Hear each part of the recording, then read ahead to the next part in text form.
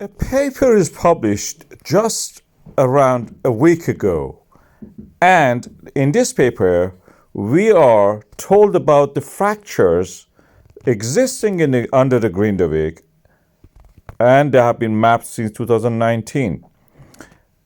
And the images and the maps from this paper are now circulating in the internet, and people are asking why this was not taken action upon.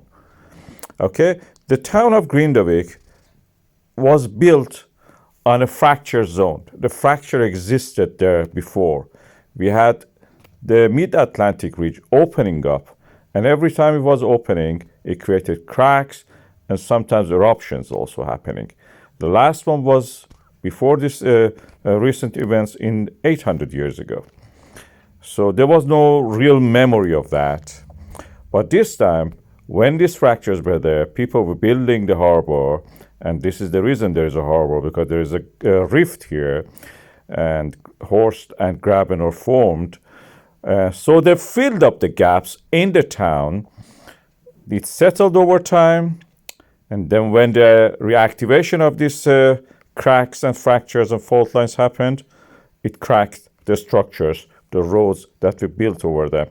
This paper is published a week ago. Any data from that was not available, in my opinion, to anyone other than the researchers who were doing it. And it's a little bit unfair to ask them, to ask the authorities that why you didn't act upon it. The data was not known. But people knew that. People had a memory that there was fractures here. They filled it up. So every time any of these fractures, a little bit reactivated, appeared at the surface, they were just filling it up, plastering over it practically in geological terms, or in layman's term, we can say that, and then ignoring it, forgetting about it. This is something that we have to remember. There was a reason that port and harbor was exist there.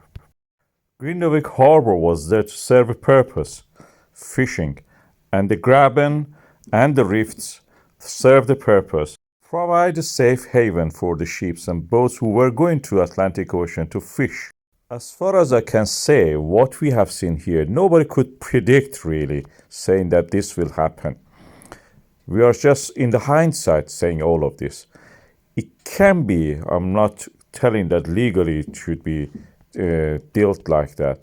It can be considered as an act of God in the insurer's term. And after that, just listen to the geologists who come and tell you about this. What I'm trying to say is that when we say that why they didn't act on this or that document, we are practically either working for the insurance companies not to pay anything to the people of Grindavík, or we're just ignorantly pushing forward for this so the people will not be compensated. If it is not act of God, that means somebody knew about it and didn't do anything. So insurance company will not pay you.